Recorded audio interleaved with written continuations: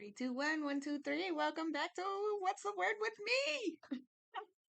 I tried to rhyme it. Oh my God, I'm so excited. I know I always say it. I just want God to lead me. And I was just like, just thinking about how exciting it is to be able to sit for a minute, for one, and for two, to be able to just spend time with God, spend time with you guys, even if I have no followers, even, I would love, if people would watch and share and, interact with me. But so far, it hasn't happened. But I know God is great. And just to be able to sit here and do this, to have the availability, to have the capability, to have the internet, the phone, the books, to be able to have the blessings that God is giving us, to giving me. Like, I can't, you guys saw it firsthand this last, couple videos as I was talking about a pyramid. Next thing I know, somehow the word came up in hierarchy. Hello. So the world is in a hierarchy, I guess, right? Because it's God, Jesus, the spirits, and it even says it. We already read that God had put people just below angels, put Jesus just below himself, above angels, below himself, and then brought him down to our level. Like, there's just different levels, different aspects, different things, and it excites me because I love science, and this is like how science and math science and math in school were my favorite subjects.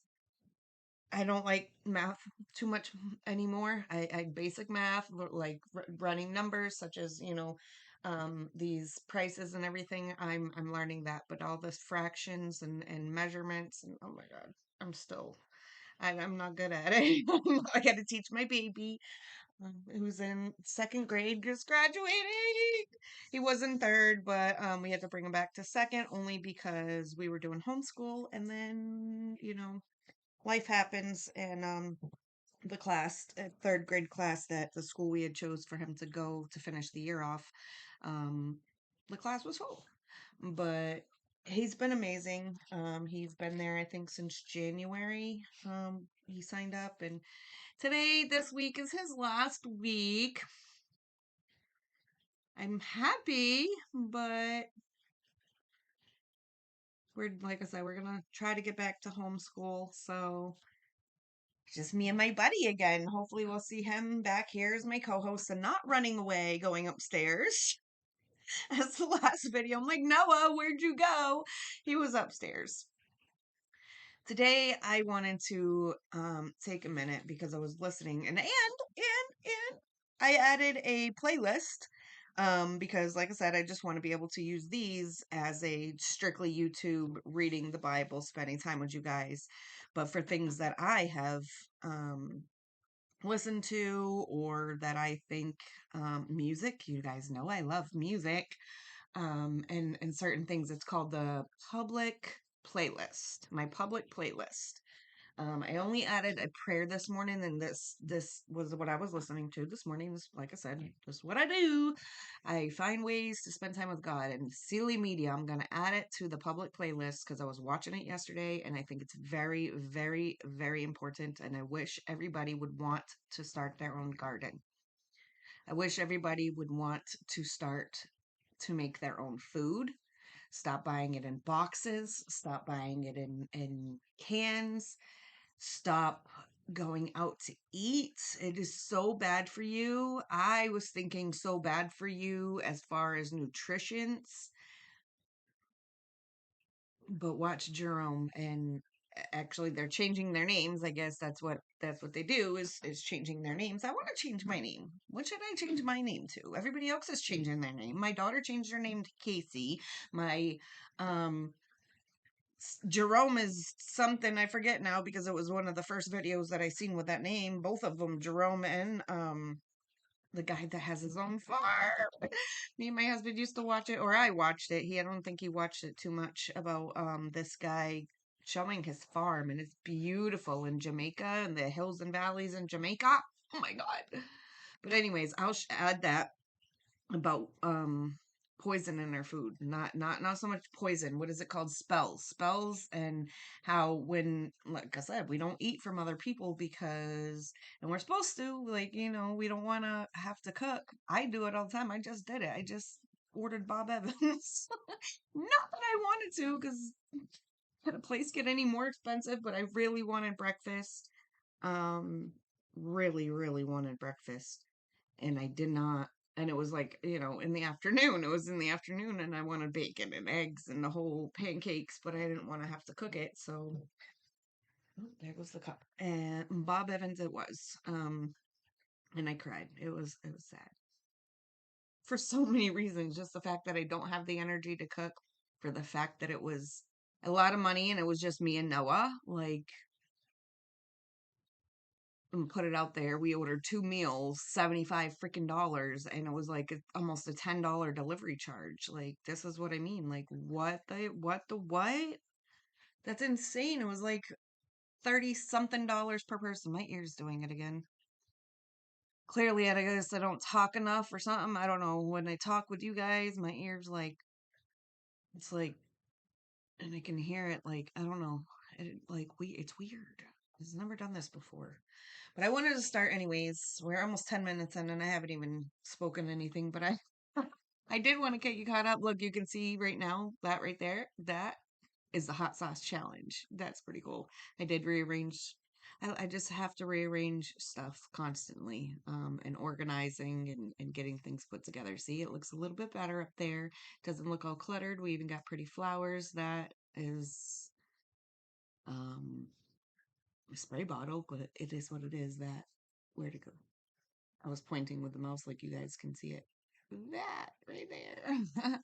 Spray bottle for the cats. Right? Like, I got spray bottles all over because they do stuff that they ain't supposed to be doing. So, but at least I wanted that to be in the picture so you can at least see it. It's a big circle and there's like 16 hot sauces and you get to choose it. If you come see us in Jamestown, New York, I don't know when we're opening. We're supposed to be opening the 22nd. I have my inspection in a couple hours. That's why I just wanted to. I need to relax because this weekend was not fun. Not fun. Somebody, please help me with parenting. Please. I love you, God. And I know that you're doing great with this parenting, but you know what happened this weekend, and he keeps saying he didn't do anything. I think that's the problem, sir.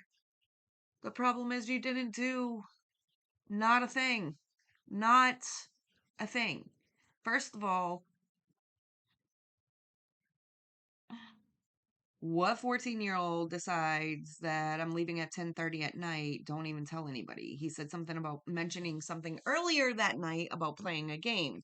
Some, I guess, the guy said it's like flag football and tag and at night for kids to play. Please explain this game to me. But he said he was going to go play it.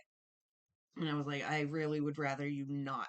And I say that all the time. I would really rather you not. I don't want you to go out at 10:30 at night with a whole bunch of kids, which is good, I guess, because in a crowd it's better, but at the same time,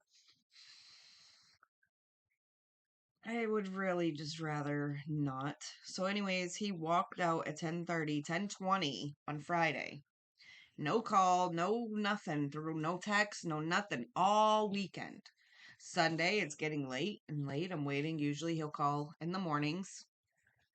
If he sleeps out Friday, he'll call Saturday morning and, Saturday, Sunday morning. He never called all weekend. So I'm like worried. I should have called the cops. Like, what do I do? Like, if I call the cops now, something happens that, I'm gonna be, why haven't you heard from him in 2 days? Well, this is what he does every weekend. He leaves, and this is where it started. Even before my husband. It was started. This is what, now 2 years. Now 2 years it's been going on, that he has been running around, just doing whatever he feels like he wants to do. And then I took his phone. My husband gave him a phone, so I took his phone and I threw it in the trash because I tried taking it from him several times. I tried taking it from him.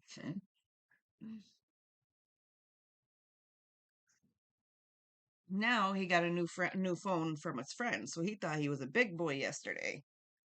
I took his phone and I took the plug to the TV because it's not fair. I've been taking the Wi-Fi because I don't watch a lot of TV, but it's not fair that we all have to be without Wi-Fi because he wants to act up. Because we need Wi-Fi for this. I need Wi-Fi for my phone. We need Wi-Fi for the TV, whatever, I don't watch a lot of TV, but the boys like to play and no one needs the Wi-Fi for the games or whatever. And so I'm gonna punish the whole house because Cameron wants to act up, my 14-year-old. So I took the cord and the phone, and he comes downstairs yesterday. First of all, he's asking Noah where the phone is, and I told Noah, I don't know. Tell him I don't know. That's the answer. We're not lying. I don't know. And sometimes it's best to answer, I don't know. Since he's the one that gave it to me because I told him, to go upstairs and grab it. I told you I don't much like to go upstairs. I don't like to go. I like the stairs. All right. So this is where my dilemma is I like the stairs. I love to exercise on the stairs. But my basement stairs, I feel like I'm going to fall through. So I don't like to go down there. And my stairs going upstairs, they're okay. But I just don't like to look upstairs. There's just so much work. If I would have brought it upstairs, there's just so much work that needs to be done. And mainly the electrical. It's like driving me insane because just like when we did down here, once the electrical's done, I can start doing everything else. But I don't know the electrical, so it drives me insane to go upstairs because then I'm like, I got to do this and this and this and this and then it's just like I get anxiety because there's too much going on. My basement stairs is I mean, my basement's kind of like the same thing. There's too much going on. I want to organize. I need to get it beautified and get everything in its spot, which is what I've been doing. But now I got a pool table that's down there that I want to be brought up here. Again. Hey, dude, I'm trying. Like I said, I'm just trying to organize and a whole bunch of different stuff. I want to bring my thing down there, and it's just a lot of stuff for one person. But, anyways, back to Cameron. So, I told Noah to get his phone and the cord to the TV. He comes home yesterday asking Noah about his phone. And I told Noah, just tell him I don't know. I don't know. I don't know. So that's what he did, I guess. And Cameron thought he was a big man. Thought he was a big man on campus, right? Comes downstairs. Give me my phone. That's not even your phone. You didn't pay for it. You can't afford to give me $50. Da, da, da, da. I'm like, dude. Had to shrink him down real quick. He didn't like it. We went from yeah. It wasn't. I didn't do anything bad. I just like he's taller than me too, which is funny because you're taller than me, and I told him that about you think you're grown. You think you're grown? You're not grown. Where's near are you grown? Thinking it's okay to run around at 10 o'clock, 10:30, 11 o'clock at night at 14 and then not call, not text, not let me know where you were, not let nothing all weekend for 2 days. I did not hear from him. And then you're going to come back and demand a phone that, first of all, I told you not to have, right? Because I had already thrown his phone in the trash, so his friends can give him phones. He's gonna get another phone somehow, some way. I got the phone, and I told him he's got to earn it. So please, somebody. That's what my problem is right now. I don't know why I'm like telling you this, but I did ask God to guide my words, and I guess this is the whole thing. We're all struggling as parents, for me, anyways. See, my mother was allowed to hit us. The teachers, the principals were allowed to hit us and put us in our place. Now the only option they give me is calling the cops. He's like, what's your deal with calling the cops? Well, that's the only option they give me. I don't know what I'm supposed to do. I really don't want to hurt me hurting you. You know what I mean? I don't want this and I don't want to fight with you. I just want you to understand that I love you and I'm doing this for you, not for me. And like this whole being glued, I like that person too about no phones allowed in the bedroom. No phones allowed in the bedroom. I already said no TVs allowed in the bedroom. I didn't think about the phones, but that would make more sense, right? No phones allowed in the bedroom. No phones. No TVs, this electronic, the way that they have made it, like the reels and TikToks, man, they reel you in. It's not okay. They're sucking our time because even like this, like it's not sucking our time if we're, spending time in the temple, spending time with each other. But when we're spending time with ourselves and it's not being productive, I mean, when we're spending time, yeah, when we're spending time with ourselves and it's not productive, we're just scrolling through the phone, watching people, listening to people, or even for me, I think, oh, I'm doing good because I got this one praising and this one praising, this one worshiping, this one, that's one, you know what I mean? And they're spending time and they're talking about God. That's them. What about me? What are you doing? What am I doing? What am I doing? I'm watching somebody else pray when I should be praying, right? Watching somebody else play a game or something when I could be doing that, you know? It's just silly things like that that I've been, noticing on me and my kids. Like, this is out of control. It's out of control that my 14-year-old thinks it's okay to walk out the door one night and then come back demanding his phone, demanding this, that. I didn't do nothing. I didn't do nothing. No, you only walked out on Friday and I didn't hear back from you until I started calling his friends, asking them around. And apparently, Alaric, his friend, knows where he was. He's like, oh, let me call him and see what he's up to. Let you call him and see what he's up to, but I can't call him. And it's my phone because I didn't get, it's my fault because I didn't give him a phone. So he's supposed to have a phone to contact me, but then he had a phone and he didn't contact me. He done had a phone, I don't know how many times. And when I call him, he don't answer. So like, parenting is hard. And I feel like this is how God feels with us because that's exactly what we do, right? Demand and I didn't do nothing. I didn't do nothing. No, that is the problem. You did nothing. You did zip zero, not a nilch. Zilch. Nilch? Zilch. What are those words? You did nothing. You did nothing right. You did nothing wrong. You did zero. What are we going to do? How are we going to fix this? I'm trying. I don't know. I don't know what to do. Oh.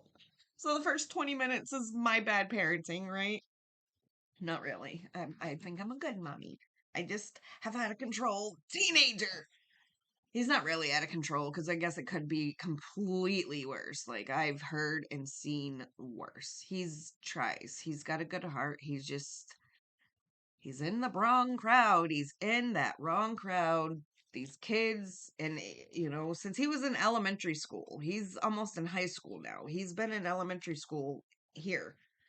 And since he's been in elementary school, they were telling him, you are one lucky kid. Your mom cares. Your mom is here. Your mom, answers the call, tells us, that just makes me sad. So these are the kids that he's still hanging around with, is the kids that don't have parents. Sorry.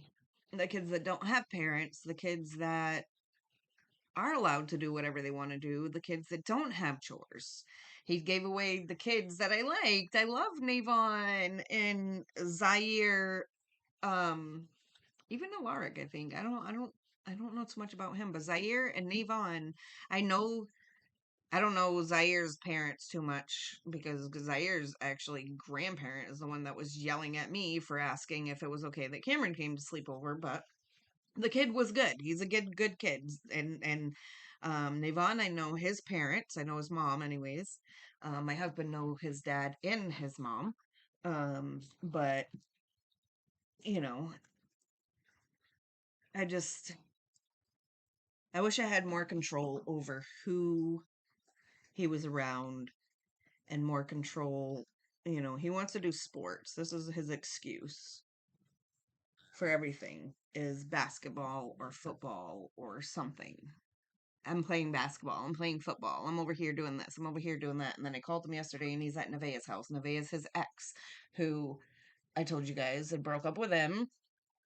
And then, just go to that. Broke up with him, found a new boyfriend, showed me the text that, oh, I love you, I want to be with you, blah blah blah. And the next day, you're so disgusting, leave me alone, I don't want nothing to do with you, I got somebody else. And then now she's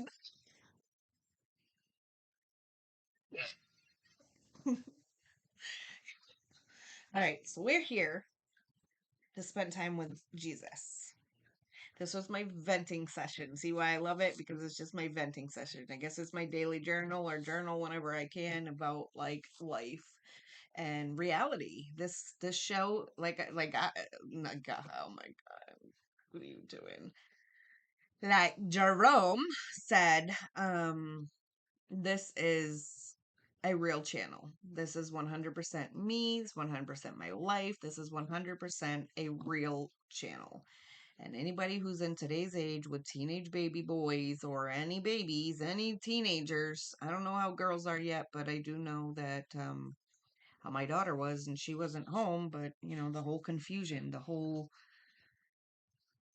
oh, how kids are just so mean to each other. And even my little 8-year-old Noah, my beautiful, sweet Noah, was so mean to my brother yesterday. Like, and I'm like, where do you learn this stuff? Telling him, don't touch nothing, don't move nothing. It's private property, it's not yours, don't touch it. And he came over to help me, and I'm like, dude, oh my God, what are you talking about?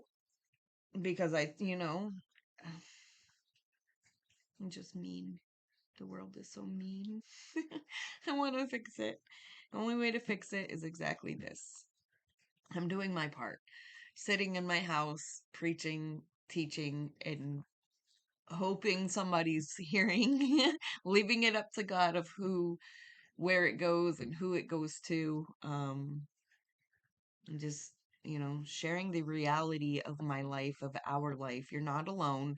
I'm not alone, even though, like I said, I want my prayer ladies to come. My Miss Tracy, we just 6 out of the 7 days. Saturday's the only day that we do not feel alone. Saturday's the only day that we and even Sundays, but Sundays, like the whole Barry was talking about at church, he doesn't feel welcomed. And to me, I think it's because the congregation is so big that it's just hard to, for people to say hi to everybody, and it's hard to like make you feel welcomed. But I think a lot of people have made us feel welcomed, and I love it. But, like I said, with everything, we all have our own tastes and we all have our own experiences and stuff. So that's why I think we all need YouTube channels, and we all need to just or co-host, conversation people, just to talk and spend time together, just to, share our stories. Share your story with me, share my story with you, so that way you know that we're not alone. And there's a lot of I think if we share our stories more, we'll realize that there's a lot more similarities than there are differences. And we are a lot the same, more the same than we are different. But like um how you oh my yeah, okay. So the lady that just started our group, um she, like, not even a month or two ago, maybe 2 months ago, had just lost her son. Um to cancer. Her only baby boy she lost to cancer. We were just telling her Saturday that, me and her were brought through to this prayer group and to the prayer call because of somebody had died in our lives. And unfortunately, that's the way things work. We can't control things, and God uses bad things, such as losing somebody, to bring somebody good, you know, into your life. And it's all these ladies, the retreat. I needed to be reminded of Indian Springs because that was like the most renewing, amazing presence of God. Like, it was just renewing to know that He's everywhere, but the more that He's in a place, the more you'll be able to feel it. Like the movie The War Room. The guy goes in the closet, he says, I want this house because I can feel somebody was praying in this room. The more you pray, the better. Not the better things get, but the better understanding. So she had just lost her son, And we were both, like I said, brought there. And I forgot where I was going with that because now I'm crying. um, but I think it was because we feel alone, and like I said, she was brought there through God. I was brought there through God. The lady that I don't even see this lady. We talk about her all the time, Miss Sean. We talk about her all the time. She has brought so many people together um in this group, but she's not been there herself. In the prayer call and everything, she's not been there herself, but she's brought people together, and she actually went to Indian Springs, which I did not know until Saturday. I think they had mentioned it before, but I guess I wasn't paying attention. I'm like, that's crazy. I would love for her to go with me because, like,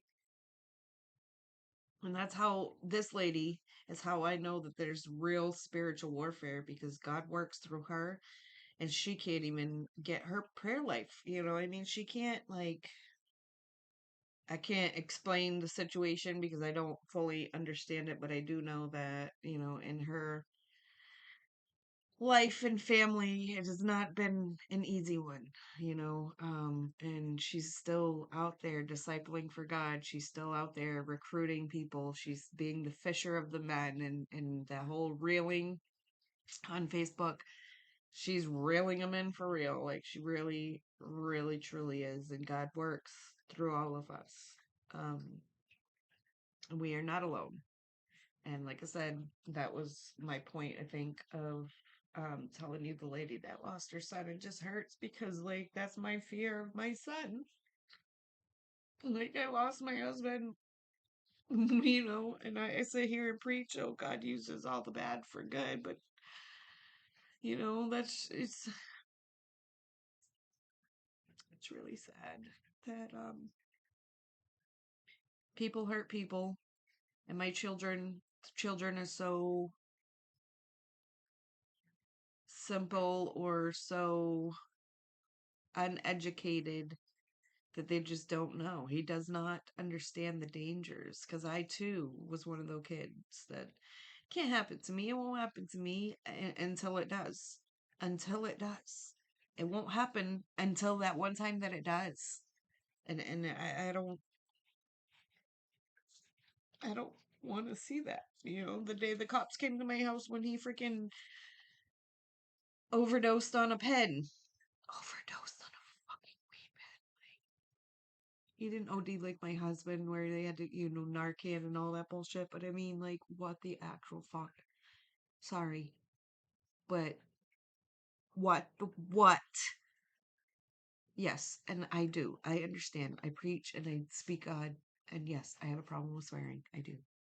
I will admit it. But swearing, um, smoking, and that's about it. Mm. I I I don't always smoke because I have anxiety. But swearing, yes, when I get excited, when I get mad.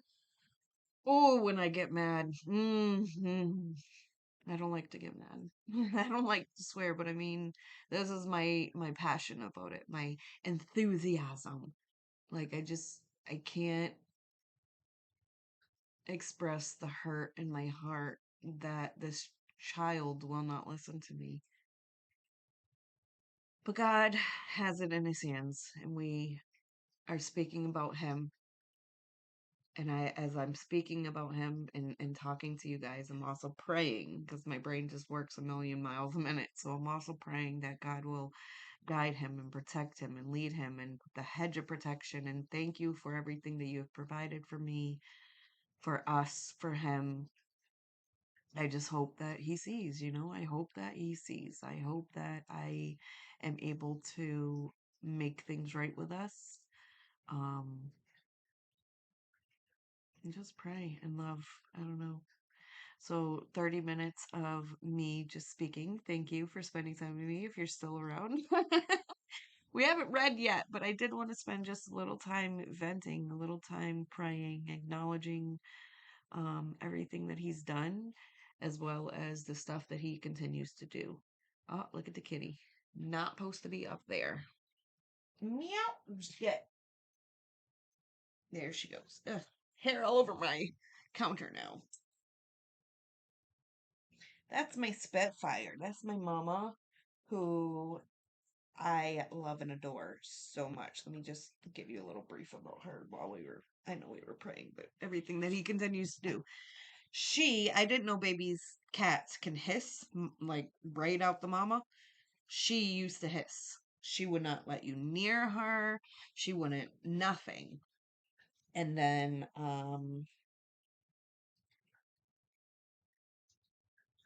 now she's in love and I love it so much. Yay! All right, so now that I have a crying session already, it just makes me sad that we have to live life without our loved ones. I know that's part of life is living, die, and so on, but especially that was her only child. Like that just breaks my heart. And um I just thank God that she was there for him. I just thank God that, he had a mama like her and that he, even though cancer got the best of him, he's in God's hands right now. And I hope she can see what I've been seeing since my husband died. How much God loves us, how much he loves us, and how much he is with us, how present he is in our lives, that we need to acknowledge that. We need to acknowledge that there is a holier spirit that is with us. And we are in the temple. We are the temple. When they say meditate and rest in the temple, right? As our body is the temple. So we need to rest and relaxation and, enjoy Jesus because it's so much fun. It's hard. Life is hard. Like I said, teenagers, children, life, the way that we have made this world go around, bills, taxes, blah, blah, blah, blah.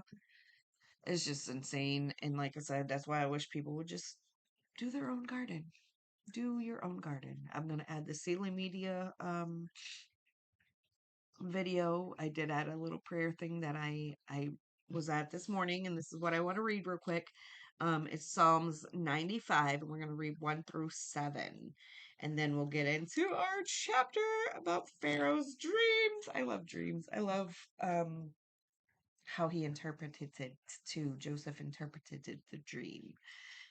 So thank you for spending time with me. I love you guys. And let's get into it now that 32 more minutes. I know I keep saying the minutes, but I mean like, oh my God, just nonstop talking. I can't stop. I guess what did they say? The teacher said, she said, I'm a talker. Once you open the floodgates, I can't stop. And I did ask God to lead my words today. So seeing as I'm not stumbling upon my words, even though I did get a little confused, it is God speaking through me. And we're going to sing. Not really sing, but I want to praise and worship and love on Jesus because he loves me so much. And this is what it is. It's like even the huggers, you need a hug.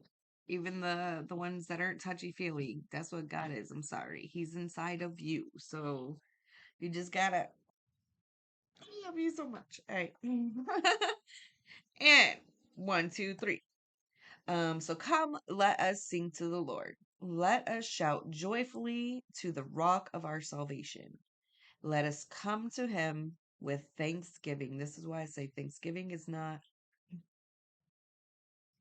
it was just that one little hair. Thanksgiving is not a one day thing. Thanksgiving is an everyday thing, right? So let us come to him with thanksgiving. Let us sing psalms and praises to him, for the Lord is great, for the Lord is a great God and a king. Oh my goodness gracious. For the Lord is a great God, a great king above all gods, a great king above all gods. He holds his hands in the depths of the earth and the mightiest mountains. The sea belongs to him, for he made it, His hands form the dry land too. Come, let us worship and bow down. Let us kneel before the Lord our Maker, for he is our God. We are the people he watches over, the flock under his care. If only you would listen to his voice today. I guess we'll go all the way down. The Lord says, don't harden your hearts as Israel did at Meribah, as they did at the Messiah in the wilderness. Messiah in the wilderness. For there your ancestors tested and tried my patience, even though they saw everything I did. Say that again. For there your ancestors tested and tried my patience, even though they saw everything I did. So they still questioned God even after seeing. They stopped believing, or they questioned still. After seeing, they still question. And I think that's for me, like I said, the whole Indian Springs, I had to be reminded of it because you see it, you feel it, you know it, and then the days, and then you don't see it, and it's like, was it real? And like, for me, it's just like, it's so long ago. It was so yesterday. And like, they saw and they still tested his patience. Mm. For 40 years, I was angry with them and said, they are a people whose hearts turn away from me. They refuse to do what I tell them. So in my anger, I took an oath that I will never enter my place. They will never enter my place of rest. Oh my God.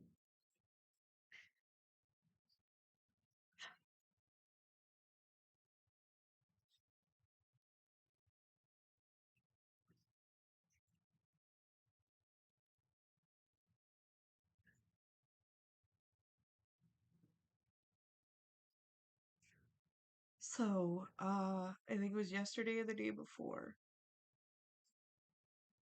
I have the stuffy with Danny, right? Um, so Noah slept with him one day, and then I slept with him last night. And I literally just said that to him last night. Like, oh, you slept with Noah. And then tonight you're with me, but I guess you don't really care because, it doesn't. Yeah, I was like, oh, I said, did you miss me? But I guess you really didn't because you're not here. And when you're in heaven, you don't have those feelings. He's in a place of rest. He's with God and God, you know. That's been my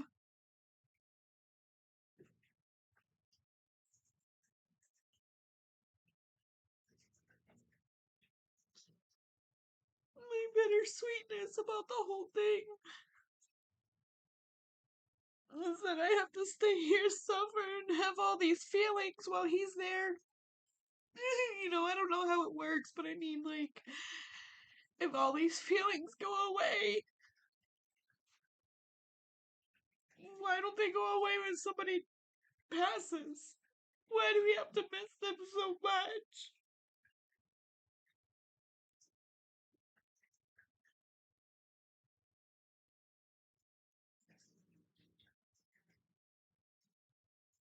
They're in a place of rest, and I just want to be in that place of rest. I just want to stop crying. I want to stop feeling the pain of the world. But God overcame the world. He felt the pain too. And that's what I was saying. Is it worse then? Was it worse then? Or is it worse now? I guess there's no comparison. That's whatever, there's no comparison because just like I, would tell your son or your children, you can't compare you to me because we've lived different lives. It's the same thing, just, different. Like I said, we have a lot of similarities, but we're different. It's like it's crazy. I just want to rest. I want to be in the rest. And I don't want to hurt no more. I don't want to be angry. I don't want to turn my heart from God, but I don't want to feel the pain either. Oh, that was a bad crying session. I'm sorry. I need a drink of coffee, and then we ain't even got to where we were today. But I'm glad that spending time. I guess all I gotta do is paint and put the trailer together. I did all the house yesterday. I just gotta laundry, and I did the dishes. There's just a couple more dishes in the sink. So just spending time with God today, just praying. Um, he knows my heart. He knows the fears of today, not really so much fears, more of excitement. I get to get either approved, denied. I don't know nothing about the nothing. Nobody even looked at the paperwork, nothing yet. So I don't know. I don't know how this is playing out, but I'm like super excited because it's like exactly waiting on the Lord, exactly doing as He asked. Miss Britta was like, "Oh, you can teach people how to talk to God and how to listen." I'm like, dude, I don't even know what I'm doing. I just know I get this feeling and I do it. That's I pray, something happens and I do it. Yes, my big cup of coffee. I probably should not be drinking because I don't know what has been going on, but I've been like, thoughts are scaring me. And then I just like, I don't know, literally just bringing Rodney to work, and I get scared before I leave my house about being scared, and that's why I'm like freaking out about this hot dog stand thing because it's like um sorry. uh I've been having a lot of anxiety and panic attacks, and I'm supposed to just do this thing. God bless me. God prays for me. He gave it to me. Everything is working out. I believe the panic attacks will be going away shortly. Maybe. I'm not sure. But yeah, so this one's a little bit long, which is good because we already spent some time together. You need a drink though.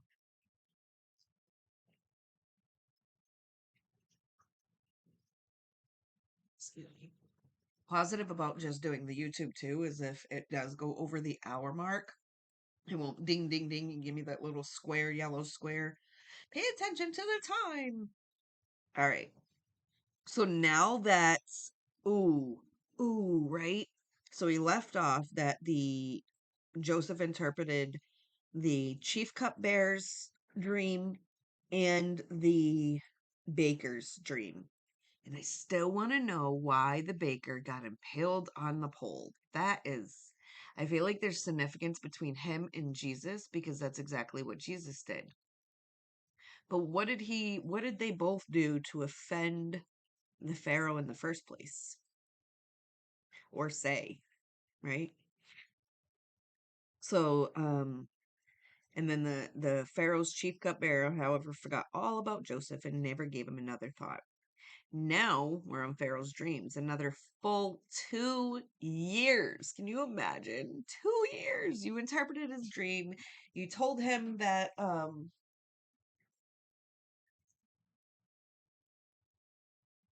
not to forget you. This over here. Not to forget you because he made your dreams true, right? So 2 full years later, Pharaoh dreamed that he was sitting on the bank of the Nile River. In his dream, he saw 7 fat, healthy cows come up out of the river and begin grazing in the marsh grass. Ooh, I was watching this yesterday. Oh, matter of fact, this is part of the thing that I'm gonna add in the public with the Sealy Media as far as the food, right? So in his dream, he saw 7 fat, healthy cows come up out of the river and began grazing in the marsh grass.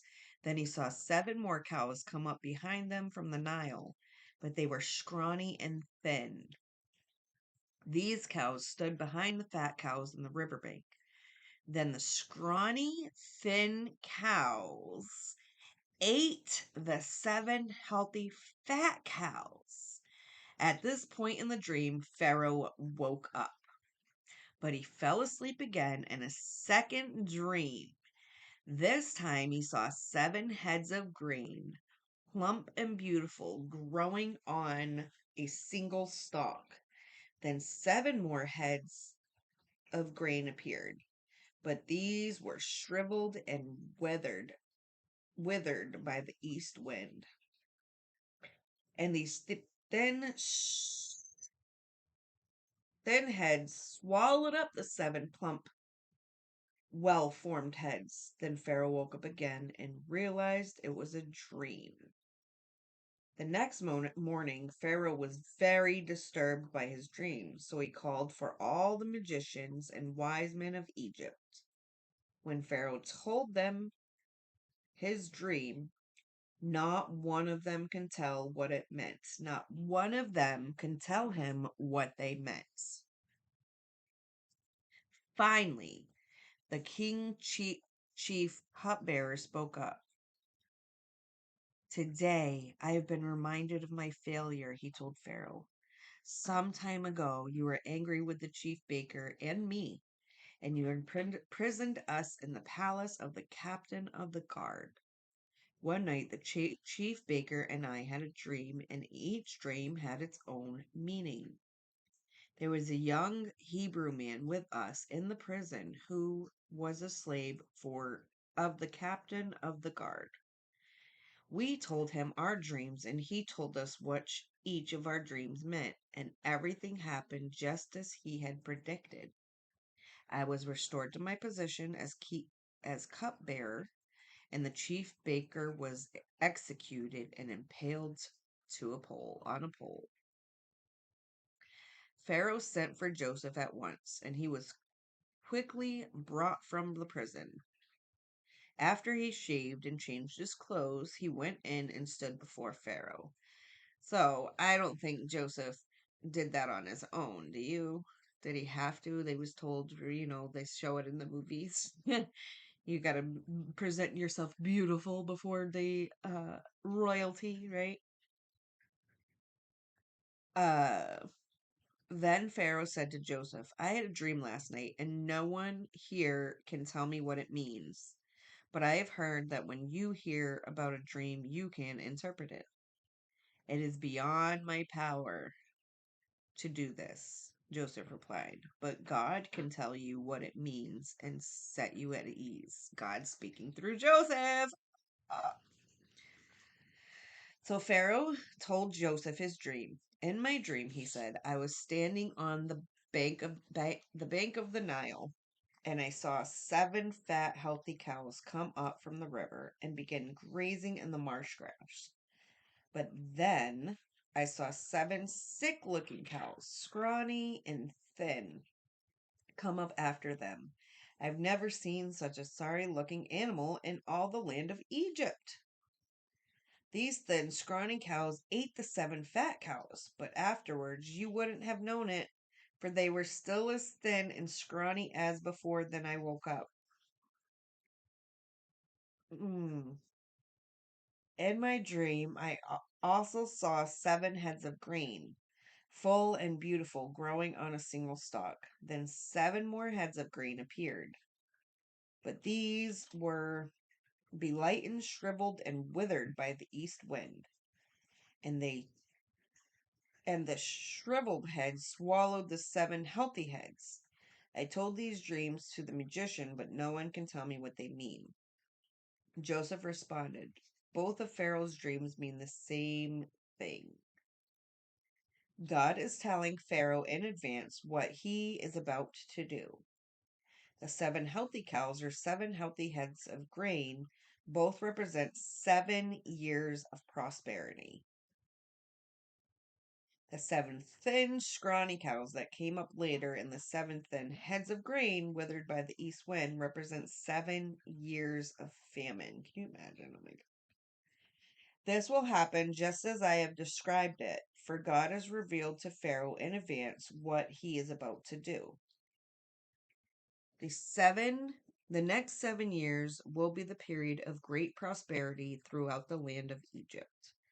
But afterward, there will be 7 years of famines so great that all the prosperity would be forgotten in Egypt, right? Think, oh, That's crazy. Prosperity will be forgotten in Egypt. Famine will destroy the land. This famine will be so severe that even the memory of the gods' good years will be erased. That's a strong um, phrase. A very strong phrase. I don't like updates. Say that one more time just because it's so severe and strong. I just said I needed to be reminded of the Indian Springs because, that was so far back, right? And it really wasn't, I like at all. And time goes by so fast. That's why I was saying too about the whole TikTok and reels and everything because you're just literally scrolling. 1 minute turns to 10 minutes, 10 minutes turns to an hour, and then you're like, oh my God, where did the time go, right? And now this, the famine. So they're going to be starving and they're going to forget all the good years. The famine will be so severe that even the memory of the good years will be erased. As for having two similar dreams, it means that these events have been decreed by God, and He will soon make them happen. As for having two similar dreams, right? Two similar dreams. The skinny cows eating the fat cows and staying skinny, and the nasty wheat devouring the clean wheat and staying nasty, right? Means it will happen soon, right? Therefore, Pharaoh should find an intelligent, not pointing to me, intelligent and wise man and put him in charge of the entire land of Egypt. Then Pharaoh should appoint supervisors over the land and let them collect 1/5 of all the crops during the 7 good years. 1/5. That's all they need of all the crops during the 7 good years. Have them gather all the food produced in the good years that are just ahead and bring it to the Pharaoh's storehouse. Is bring it to the Pharaoh's storehouses. Store it away and guard it so they will be food in the city. So can you imagine like how I'd like to know this, please, because even in the cans and the boxes that I was talking about, food goes bad really fast. Bugs get in it and everything. So the storehouse is way back when, and they're gardening, right? So they're taking the stuff from the field. How do they keep it good for 7 years? So technically it would be 14 years, right? Because they have the 7 years of good years, and then they portion it. We're gonna get there, but they're gonna portion it to the people um for the next 7 years. So how do you keep food from a farm, right? From the garden, good for 14 years? Oh, I know. No refrigerators, no nothing. They just put it in the garden and then store it up in the storehouses, store it away and guard it so there will be food in the cities.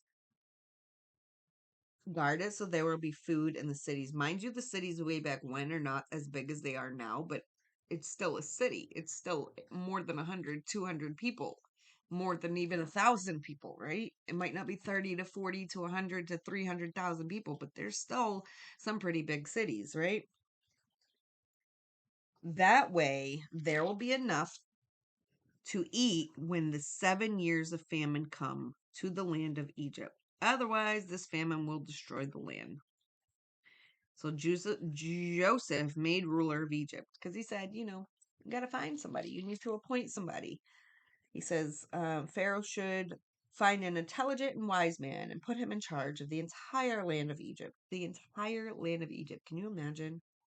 And the Pharaoh should appoint supervisors over the land and let them collect 1/5 of the crops. And what do you think they are that the crops? Was it just wheat? Because I know wheat like natural wheat can stay good for a long time, I believe. 14 years? And what can you make with wheat? Bread? Like, I don't know. There's a lot I guess you can make with wheat. Oatmeal, wheat bread, wheat. a lot of things, but that's just, I want to know your secret. How do you keep it in a storehouse good? So Joseph, ooh, okay. Joseph's suggestions were well received by Pharaoh and his officials. So Pharaoh asked his officials, "Can we find anyone else like this man, so obviously filled with the Spirit of God?"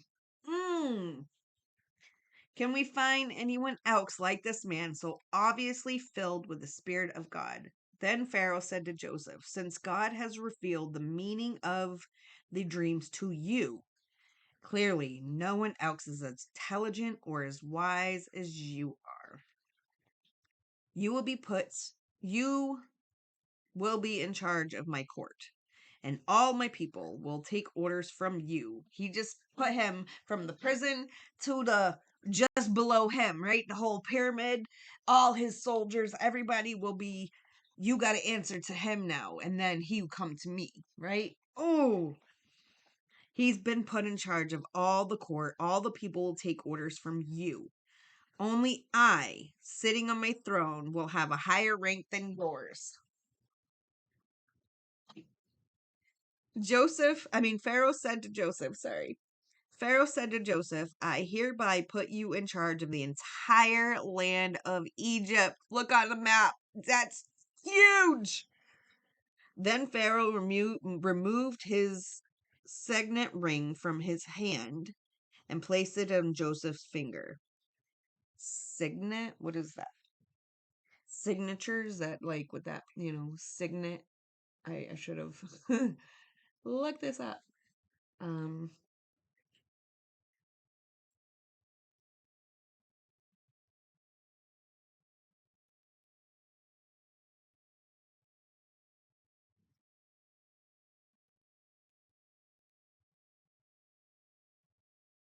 Multiple matches for signet. Seal ring. A signet ring is a small intagalo seal that can be worn on a finger. People wear signet rings for a variety of reasons, including to show style or connect with someone or something. Signet rings can vary in price depending on factors like the quality of the metal, workmanship, and engraving. When choosing a signet ring, you can consider things like shape, finger. I want to. Do they have a picture? Oh, okay. Oh, that's what it is. So it is like a signature, personalized ring. That's what these are. Hey, I really literally just thought of something because we have our, like this one. I actually think this is the one. Like, we have a family crescent, and I think that's it. And that's what I didn't even know that there was a,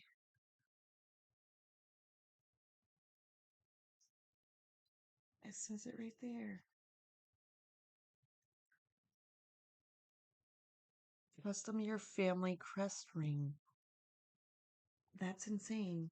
I don't know how it's on my Facebook, but how we even have a family this thing. I don't know what it's called, but like, ooh. Okay. All right. So, anyways, see what I mean? Leave that. So, that's really cool. So, he took his signet ring from his hand and placed it on Joseph's finger. He dressed him in fine linen clothing and hung a gold chain around his neck. Imagine being in prison one day and then being uh dressed by the Pharaoh the next, right? And did he get a dream? Do you think Joseph got a dream that that was going to happen to him? That's awesome. and a gold chain around his neck. Then he had Joseph ride in the chariot reserved for second in command. And wherever Joseph went, the command was shouted, "Kneel down." Oh my God, can you imagine? So Pharaoh put Joseph in charge of all Egypt. And Pharaoh said to him, "I am Pharaoh, but no one will lift a hand or a foot in the entire land of Egypt without your approval. I am the Pharaoh, but you have to approve a hand, foot. No one will lift a hand or a foot in the entire land without your say so." Oh my God. Then Pharaoh gave Joseph a new Egyptian name. Of course they did. Uh, Zephanath Paneah. And that probably means God speaks and lives, is what it said. Zephanath Paneah probably means God speaks and lives. Ooh, ooh, ooh. He also gave him a wife whose name was Asenath. She was the daughter of Potiphar, the priest of On. Greek version reads Helipolis, also in 4150.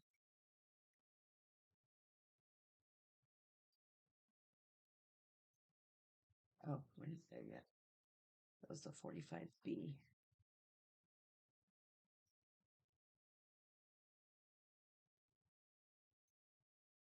So, how do you change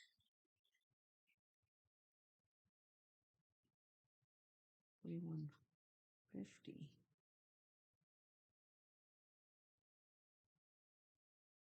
Oh, I'm still confused.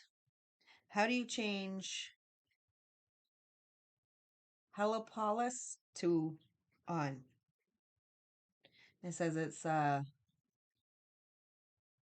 Greek version reads of Helipolis, also in 4150, which we're going to get to in another verse, but that's crazy. How do you change that? That's why you got to do your research. So, the daughter of Potiphar, the priest of On. So Joseph took charge of the entire land of Egypt. He was 30 years old when he began serving in the court of the Pharaoh, the king of Egypt. And when Joseph left Pharaoh's presence, he inspected the entire land of Egypt. As predicted, for 7 years, the land produced bumper crops. Ooh, I like that. Bumper crops, bumper to bumper. During those years, Joseph gathered all the crops grown in Egypt and stored the grain from the surrounding fields in the cities. He piled up huge amounts of grain like sand on the seashore. Finally, he stopped keeping record because there was too much to measure. During this time, before the first of the famine years, two sons were born to Joseph and his wife Asenath, the daughter of Potiphar. Or, yes, I right, Potiphar, the priest of On. Joseph named his older son Manasseh. Sounds like the Hebrew term that means causing to forget.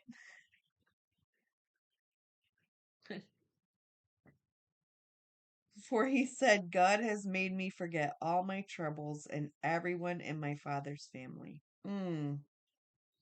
God has made me forget all my troubles and everyone in my father's family. This goes along with what we were saying of how everybody forgets, you know, there was good, and then they forgot that, there was bad, and then they forgot that there was good. Now there was bad and bad and bad, and now there's good, and he forgot that there was bad. Joseph named his second son, Ephraim. Ephraim sounds like the Hebrew term that means fruitful. For he said, "God has made me fruitful in the land of my grief." Oh, oh, oh. God has made me fruitful in the land of my grief. At least, at last. Oh my gosh. At last, the 7 years of bumper crops throughout the land of Egypt came to an end. Oh my God. Then the 7 years of famine began, just as Joseph had predicted. The famine also struck in all the surrounding countries, but throughout Egypt there was plenty of food. Eventually, however, the famine spread throughout the land of Egypt as well. Mm.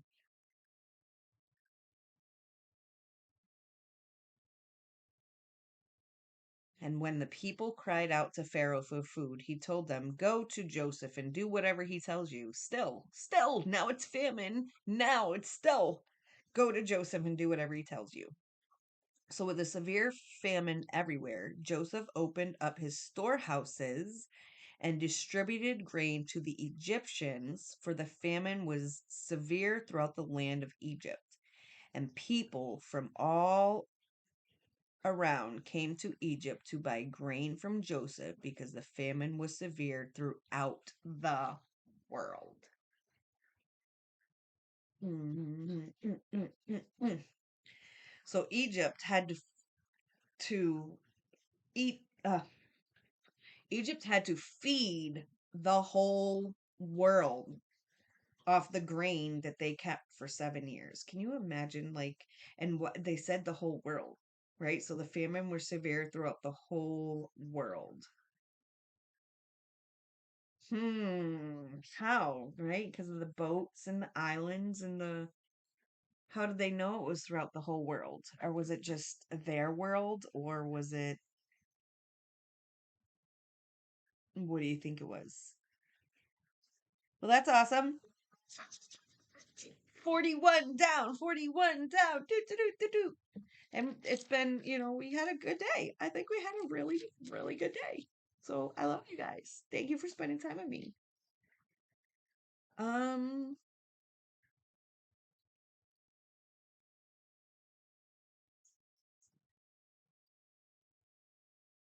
over 1,000 years old. Egypt, I don't know if I read this one. So Egypt was one of the ancient world's great empires, revealing those of Mesopotamia. In fact, when Abraham visited it to avoid a famine, in Genesis 12:10 and 20, it was already over 1,000 years old. Egypt came into the Bible story on many occasions, sometimes as a refuge in Genesis 12:10 through 20 and Matthew 2:13 through 15, and sometimes as an enemy in Exodus 1 through 11. Israel always looks back on God's miraculous deliverance of them from slavery in Egypt through the Exodus as the greatest point in their history. Well, that was the footnote on Egypt. And ooh.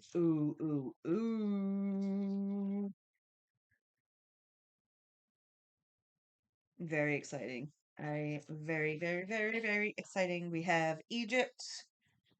I mean, Joseph's brothers go to Egypt. The brothers return to Egypt, a feast of Joseph's palace. Joseph's silver cup. Judah speaks for his brothers. Joseph reveals his identity. Joseph invites Jacob to Egypt. Jacob's journey to Egypt. Jacob's family arrives in Goshen. Jacob's blesses Pharaoh. Joseph's leadership in the famine. Jacob blesses Manasseh and Ephraim. Jacob's last words to his sons. Father of Abraham, Isaac, and Jacob. Jacob's death and burial. And then Joseph reassures his brother and the death of Joseph. And then we're done. And then we're done. And then we're done with Genesis. And then we're done with Genesis. I'm so excited. I really am. So today's a great day. Praise and blessings that everything works out with this hot dog stand, that I will get so much done today. and that you will get everything done that you need to get done, and that we will convene back here, hopefully in the morning. Hopefully tomorrow. I might just do this in the mornings because this was like so much fun. Um, we'll see how the day goes. If you want to know how the hot dog stand inspection goes, I will let you know tomorrow. Maybe. God's will, maybe not. We'll see. We'll see where the day leads and what happens. But right now, I want to get this posted and then go paint some more. I got to get this trailer put together. Otherwise, I will not be able to do the hot dog stand. Um, and then I got to figure it all out. I got to figure it all out. I don't know what I'm doing. So today is just a waiting game. I'm waiting for the inspection people. I'm waiting for my brother Barry. Um, I'm just doing a waiting game today. All right. Well, thank you guys so much. I love you so very much. Please pray for our parents, pray for our children. And then when I say pray, I mean like legit whole heart, because God knows the thoughts and attitudes of your heart. So if you're just praying I don't know, you're just thoughts or whatever, I don't know. But we need to pray with our hearts, our thoughts, 24/7, because God loves us. He loves you. He loves me. He loves the brokenhearted. He loves people who seek him first. And he loves everybody, honestly. He loves everybody, but he's just closer to, just like a good relationship. You're closer to those who treat you good, right? Who are there with you, who know your troubles and tribulations and still love you. And that's who God is for us. So just remember, he loves you. I love you. And I'll see you back here shortly. Mwah! Thank you for spending time with me. Don't forget our excuse me, public playlist now. It's gonna have music and everything. I might do, we'll do public playlist one and keep going. Um and continue it on. We'll see how that goes. But right now, there's only one video. I'm going to add that Saley Media one about the food because, God, we need to listen to that, about going out to eat, about even the street foods. Which is funny because, I'm going to be doing street foods. And this is what he was saying. He wants to open up a restaurant and he's like kind of conflicted because this is the same thing.